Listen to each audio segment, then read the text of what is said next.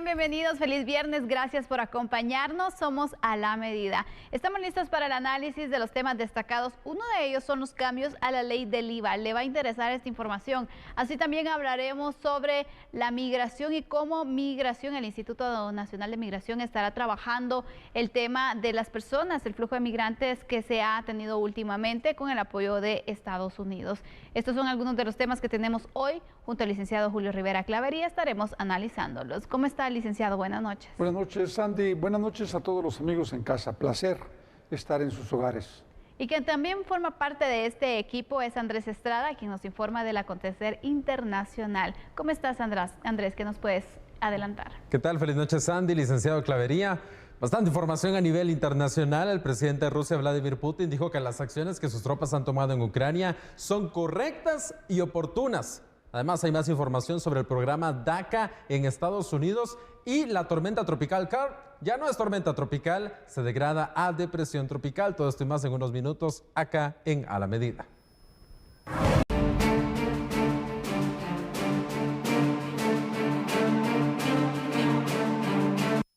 Alrededor de 7.000 personas resultaron afectadas por el ciclón tropical Julia en días pasados. Según cifras proporcionadas por la UNICEF, más del 50% de esta cifra corresponde a niños, niñas y adolescentes que no solo perdieron sus viviendas, sino también la oportunidad de asistir a su escuela. Estas situaciones adversas, como las lluvias que se presentaron en los últimos días, producto de ciclones tropicales, dejan en una grave situación de vulnerabilidad a los niños, niñas y adolescentes. Es necesario reconocerlo primero e interiorizarlo para empezar a tomar acciones concretas que pueden ir desde preposicionar recursos en los sistemas de salud para poder atender las necesidades de los niños ante la ocurrencia de eventos adversos, el identificar algunas alternativas también para que el ciclo escolar no se vea interrumpido. Pudimos ver ahora precisamente con el ciclón tropical Julia que los primeros 2 días de esta semana, el lunes y el martes, las clases fueron suspendidas a nivel nacional. Y aún el día miércoles fueron suspendidas en todos los departamentos de la República, menos en el departamento de Guatemala. Entonces es sumamente importante que también en este tema se identifiquen algunas alternativas, porque los niños tienen derecho de tener continuidad en su ciclo educativo y en su proceso de desarrollo integral. En temas de protección a la niñez, en albergues, es sumamente importante que se identifique las necesidades de los niños en cada uno de estos espacios. Actualmente hay más de 7.300 personas albergadas, según los datos oficiales de Conred, y es importante que de estas 7.300 personas albergadas, alrededor de 4.000 son niñas, niños y adolescentes. Y estos niños, niñas y adolescentes tienen necesidades especiales. Según el último conteo realizado por las autoridades, 153 escuelas sufrieron daños en su estructura. Se trabaja para realizar las reparaciones correspondientes y que los niños, niñas y adolescentes puedan culminar sus estudios con éxito. Se trabaja también en la reinstalación de las familias en sus viviendas. Bueno, y es que sabemos que hay muchas vulneraciones que se tienen también al momento de una emergencia. Por ejemplo, los traslados, la situación e incluso en la que se encuentran los niños, los adolescentes y también su estadía en los albergues, que también se tiene que tener pues cierto cuidado, ciertas medidas de seguridad también, porque incluso ahí existe peligro de que ellos sean expuestos a distintas vulneraciones a sus derechos. Entonces creo que es importante, la verdad, prestarles atención. Sabemos que en una emergencia lo importante es poder pues evacuar a las personas que están en riesgo, dar un plan de respuesta inmediata, pero dejamos en segundo plano también el cuidado de la niñez, y creo que va como una parte integral. Si se tuviera un plan también integral de respuesta ante este tipo de emergencias, pero claramente es muy reactivo y bueno, con lo que tengamos, no hay tiempo de planificar nada, a pesar de que sabemos que nuestro país es altamente vulnerable a los desastres naturales. Pues yo creo que lo primero que hay que hacer, plantear con claridad es eso, la importancia de la planificación en el gobierno. Porque efectivamente, si no hay planificación, ¿cómo usted va a poder contener los riesgos o las amenazas que se producen o las vulnerabilidades que se producen constantemente en un país? Es muy complicado. Pero en este caso en concreto de los niños, yo creo que hay que verlo desde varios puntos que son distintos. Uno es que efectivamente el objetivo principal es salvarles la vida. Pero segundo, procurarles la alimentación y el agua suficiente para que efectivamente no entren en problemas físicos, porque el agua contaminada o los alimentos contaminados producen graves enfermedades.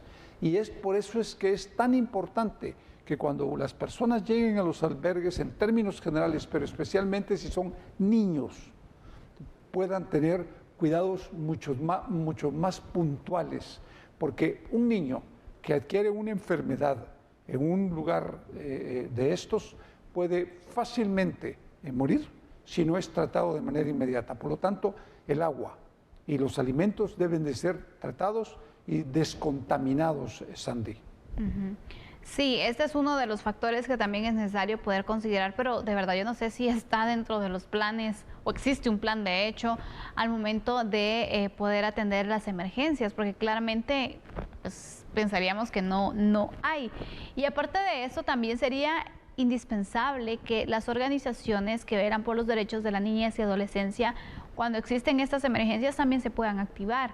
Es decir, en que puedan decir, bueno, nosotros apoyamos en darle este cuidado o dar un enfoque de protección de derechos humanos a las personas que son vulnerables. Incluso, por ejemplo, estamos hablando aquí de la niñez y de la adolescencia, pero también pensemos, por ejemplo, en las mujeres, que es otro grupo vulnerable, en las personas de la tercera edad, que también es otro grupo vulnerable. Entonces, creo que esa parte es la que hace falta en cuanto a la respuesta que se tenga ante estas emergencias que son provocadas por las lluvias, bueno, por distintos factores también, pero en la temporada de lluvias es cuando más se da.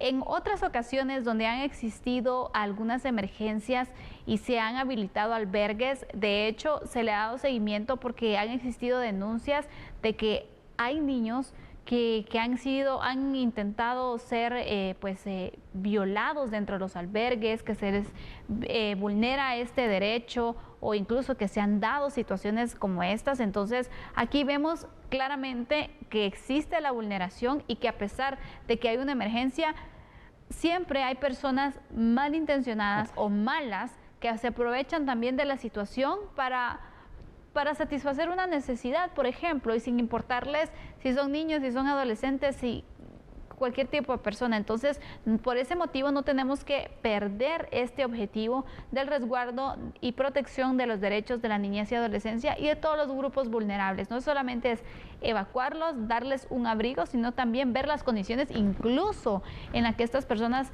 se encuentran. Claro, yo estoy de acuerdo con usted, pero esta función es una función que compete a la Policía Nacional y al Ejército, porque en estos casos ellos juegan un papel determinante. Y creo que lo han hecho, lo han venido haciendo. Cuando uno ve estas situaciones que se producen constantemente durante las épocas lluviosas en Guatemala, es que efectivamente ellos tienen una función muy específica que no solo es de ayuda humanitaria, sino también de seguridad. Y efectivamente, como usted muy bien lo plantea, cuando se evacúa a todas estas personas de diferentes lugares, también van criminales, van personas que actúan de mala fe. Y creo que esto es bien importante plantearlo, Sandy. Creo que el CONRED debe de también revisar la actuación de todas estas instituciones y como ellos forman parte de la misma CONRED, trabajar fuertemente para que esos controles puedan mantenerse de mejor manera. Así es, vamos a ir con unos datos sobre este tema para poder ampliar también el análisis, porque los niños y adolescentes que viven en Guatemala son algunos de los más vulnerables a los efectos del cambio climático. Se pone en peligro su salud, su educación, su protección y los expone a enfermedades mortales incluso. Es necesario adaptar los servicios más importantes como los sistemas de agua, saneamiento e higiene y también los servicios de salud y de educación. Continuando con la información, si no se toman las medidas necesarias para reducir las emisiones de gases de efecto invernadero cuanto antes, los niños seguirán sufriendo también más que nadie. En comparación con los adultos, los niños necesitan más alimentos y agua por cada unidad de peso corporal, tienen menos capacidad para sobrevivir a los fenómenos meteorológicos extremos, además son más susceptibles a las sustancias químicas tóxicas, los cambios de temperatura y las enfermedades, entre otros factores. Por eso también es importante hacer hincapié, UNICEF pues hace la recomendación también y plantea su preocupación porque pues no se le está dando esa prioridad también a la niñez y a la adolescencia en estas emergencias que se van teniendo y en el análisis que se hace también del tratamiento de las emergencias que se van registrando. ¿Cuál es su conclusión, licenciado? Que hay que proteger a la población en términos generales, pero hacer énfasis en los niños, porque al final son los más vulnerables, Andy. Ellos, una enfermedad puede llevárselos muy rápidamente si no es controlada. Y creo que en esa línea, cuando se hacen estas evacuaciones forzadas, porque son forzadas, hay que tener la capacidad de reacción también médica, para que efectivamente estos centros o albergues sean considerados en el sistema de salud del país. Así es, bueno, vamos cerrando entonces este análisis con la información que hemos compartido, la recomendación de UNICEF, la preocupación y también el panorama ante las emergencias y la atención a la niñez y adolescencia de nuestro país. Vamos a hacer una pausa en este momento, regresando hablaremos sobre migración.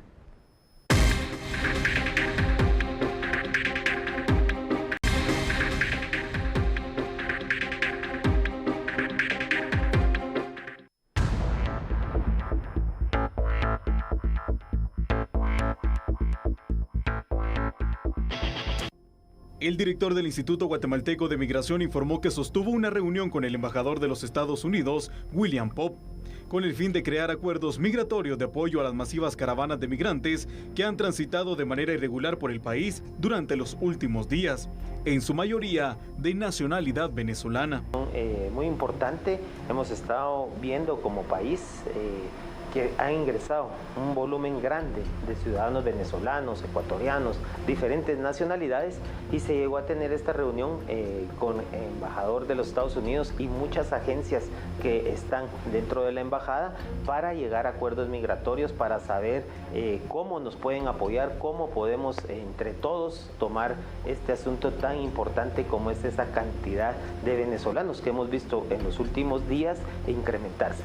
Tomamos esas acciones, ellos están dispuestos a colaborar como siempre lo han hecho. Hay que hacer ver de que Guatemala está trabajando muy bien en el tema migratorio junto con los Estados Unidos y con todos los otros países, porque este es un problema regional donde entre todos estamos buscando soluciones, viendo cómo podemos tomar y poder apoyar a los diferentes ciudadanos de otras nacionalidades y principalmente también velar por el factor humano, que es el que nos preocupa también muchísimo.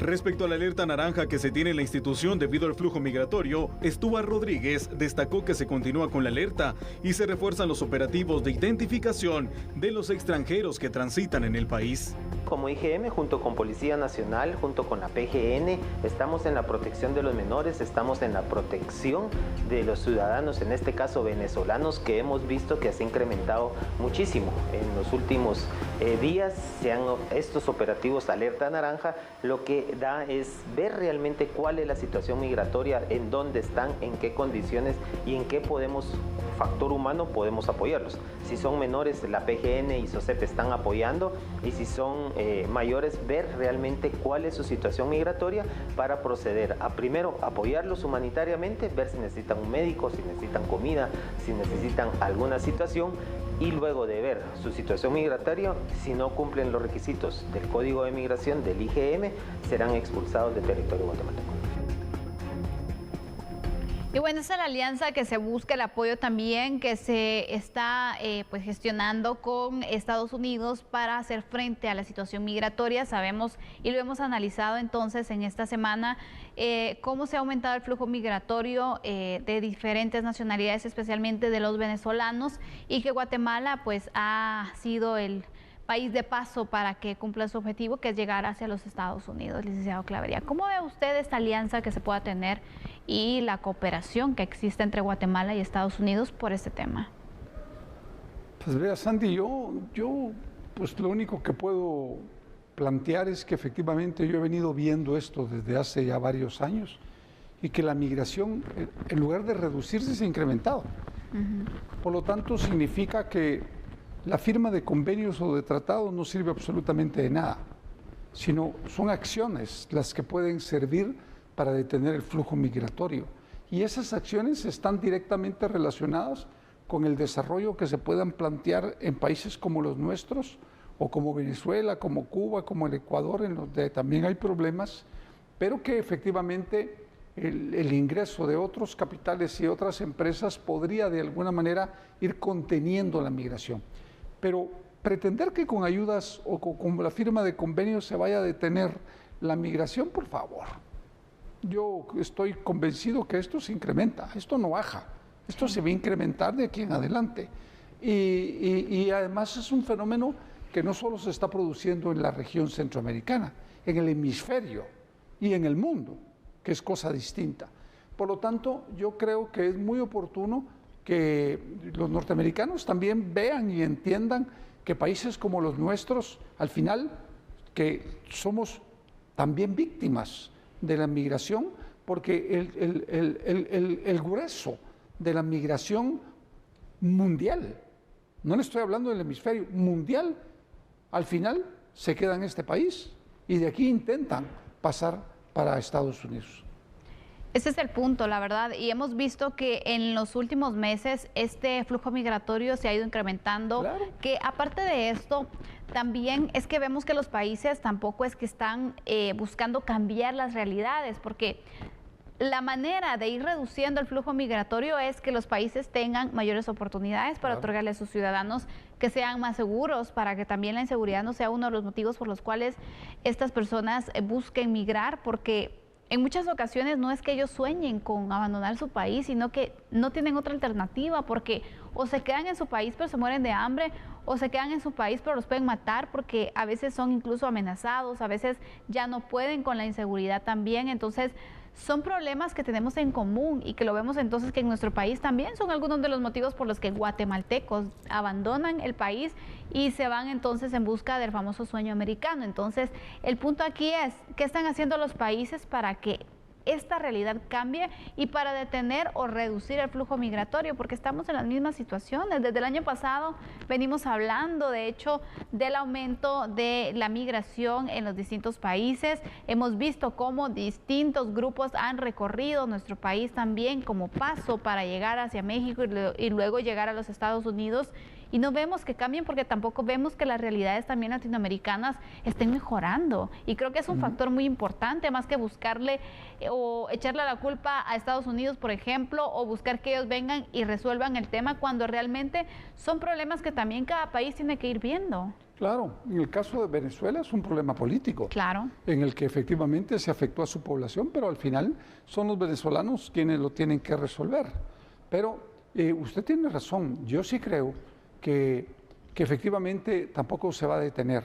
Y creo que es bueno que el señor director de Migración se reúna con el embajador de Estados Unidos, pero eso es exactamente lo mismo que han hecho un montón de funcionarios antes, y al final el resultado es el mismo, el incremento de la migración cada vez va a ser mayor. Yo insisto, yo creo que la solución está en que efectivamente se generen oportunidades, pero que esos capitales que se trasladan a los países en busca de oportunidades, porque hay mano de obra barata, porque está la tierra, está todo, vengan y que inviertan en estos países. Porque yo me acuerdo que en el plan, no sé si era el último plan que los norteamericanos plantearon para el Triángulo Norte en el tema migratorio, eran 3.000 millones de dólares repartidos entre los tres. Y no sé si eso ya empezó. Y de todos modos, ¿cuánto le puede tocar a cada país y de qué le van a servir? O sea, es muy difícil. Yo creo que el tema no va por ahí. El tema no va por recibir ayudas o dádivas de ellos. Eso no es el punto. El punto es generar oportunidades y trabajo para los guatemaltecos y para los demás países que lo necesitan. No es que nos regalen, yo creo que al contrario, si nos regalan nos están haciendo mucho daño. Ese es el punto, porque el dinero se acaba. ¿Y después qué? ¿Y después qué? Mientras que si se dan las herramientas para que las personas puedan trabajar, porque sabemos en Guatemala hay muchas personas que de verdad tienen un gran talento, tienen la fuerza, la energía para pues trabajar, ¿no? Pero las oportunidades son las que en muchas ocasiones no se tienen. Yo no quisiera hacer de menos ese esfuerzo que se está teniendo en este momento, esos acercamientos entre el Instituto de Migración y el gobierno de los Estados Unidos, porque también hay que ver algo. ¿Qué más puede hacer el Instituto de Migración, por ejemplo, más que buscar estas alianzas y ver de qué forma dentro de sus funciones puede hacer? El punto aquí es qué están haciendo las otras instituciones para poder entonces cambiar la situación y poder también apoyar en esta reducción del flujo migratorio, incluso dentro de nuestro país. ¿Qué están haciendo los otros países para buscar también este objetivo? Es que cada quien que asuma su responsabilidad. Es que no se puede. Es que no se puede, Sandy. No hay solución definitiva. No hay solución. Para la es que migración. vea, yo quiero creer que efectivamente se podría detener fácilmente, pero no es cierto. Usted va a ver que de ahora en adelante se va a incrementar el flujo migratorio. De hecho, se está incrementando. ¿Por qué? Porque cada vez las condiciones económicas y de violencia son peores en cada uno de estos países. Sí, así es. Y la gente lo que quiere es comer. Le pongo un ejemplo de los guatemaltecos que se van por hambre o por violencia. Y que los vuelven a regresar a Guatemala, vuelven a intentar, aunque se mueran, sabiendo que tienen la posibilidad de morirse. Igual todos ellos. Entonces, ¿cómo? Yo no estoy diciendo que no sea oportuno el trabajo que hace Migración, pero no soluciona el problema. Porque tampoco ni siquiera podemos detenerlos a los venezolanos. ¿Y hacia dónde los retornamos? Sí, más se tardan en retornarlos que ellos en volver a... Pero, por ejemplo, ¿cómo vamos a retornarlo si necesitaríamos para eso, si son 5,000, 10,000, 15,000 o 25,000 venezolanos y cubanos y ecuatorianos, regresarlos a sus países de origen? ¿Y cómo los vamos a regresar? Por avión. ¿Y de dónde? ¿Cómo? No se puede. Entonces, no es que yo sea pesimista, es que es un problema muy complicado porque está directamente relacionado con hambre. Sí, con falta de oportunidades y también inseguridad. Para cerrar este tema, yo quiero mostrar una información también para ir finalizando con este análisis que tenemos, porque el gobierno de Joe Biden ha dejado los pasos que considera necesarios para tener una frontera ordenada, segura y bien gestionada al mismo tiempo que tratan a las personas de manera justa y humana. Construir un sistema de inmigración moderno que proteja la frontera es una de las propuestas. Considerar las solicitudes de asilo de manera justa y eficiente. Fortalecer también los esfuerzos regionales de gestión de la migración en el norte y Centroamérica y abordar las causas fundamentales de la migración desde Centroamérica, que ya las hemos abordado acá. También entre las medidas que destaca el gobierno estadounidense se encuentran brindar apoyo humanitario, ampliar el acceso a la protección internacional, establecer centros de recursos para la migración en los países del Triángulo Norte, reiniciar y expandir el programa de menores centroamericanos, el CAM, expandir también el procesamiento de refugiados en la región, ampliar el acceso a visados de trabajo temporal en la región y reducir la acumulación de visados pendientes de inmigrantes. Son algunas de las propuestas y el apoyo también entonces que se propone por parte de Estados Unidos. Este es el análisis que tenemos para ustedes. Así cerramos también esta parte informativa y de análisis de los temas destacados. Es importante poder abordar estas temáticas. Licenciado Clavería, muchas gracias por estar con nosotros y compartir también en estos análisis que son muy importantes. Que tenga un excelente fin de semana. Igualmente, Sandy, un buen fin de semana para todos en casa. Bueno, vamos a hacer una pausa en este momento. Cuando regresemos, noticias internacionales con Andrés Estrada. Y antes de irnos a esta pausa, vamos a darle a conocer también esta información de carácter nacional para que usted se vaya muy bien informado de estas noticias, porque ha finalizado el plazo para la recepción de tachas en el proceso en contra de los profesionales que están buscando elegir también Contralor General de Cuentas. Este es uno de los temas destacados del día y otra de las noticias también que le informamos es que la Sala de Apelaciones le otorgó un amparo a Sandra Torres y le ordena al juez que permita movilizarse en todo el territorio del país para participar en las actividades políticas. De esta noticia le hemos preparado un resumen a continuación. Los magistrados de la Sala Segunda de la Corte de Apelaciones para casos de mayor riesgo, constituidos como Tribunal de Amparo, resolvieron otorgarle una acción de amparo definitivo a Sandra Julieta Torres Casanova. Los togados de la Sala de Apelaciones anularon las disposiciones del 23 de julio del 2021. Se ordenó que la jueza Claudia Domínguez, en un plazo hábil de 3 días, emita una nueva resolución en la cual debe levantarle a Torres Casanova la prohibición de participar en reuniones políticas, anular el arresto domiciliario en el departamento de Guatemala, autorización para movilizarse en todo el país y eliminar la disposición de colocar su huella digital en el control biométrico del Ministerio Público una vez a la semana. Este amparo definitivo fue notificado por los magistrados de la Sala Segunda de la Corte de Apelaciones para casos de mayor riesgo este 14 de octubre del año en curso. La juzgadora Domínguez la próxima semana convocará a Sandra Torres, su abogado defensor, y a los representantes de la Fiscalía Especial contra la Impunidad del Ministerio Público para darle cumplimiento a la orden de dicha Sala de Apelaciones. Y bueno, siguiendo con el proceso de la Contraloría General de Cuenta, la elección, los 33 profesionales que aspiran a dirigir este cargo completaron la fase de pruebas psicométricas tal y como está establecido y definido por la Comisión de Postulación.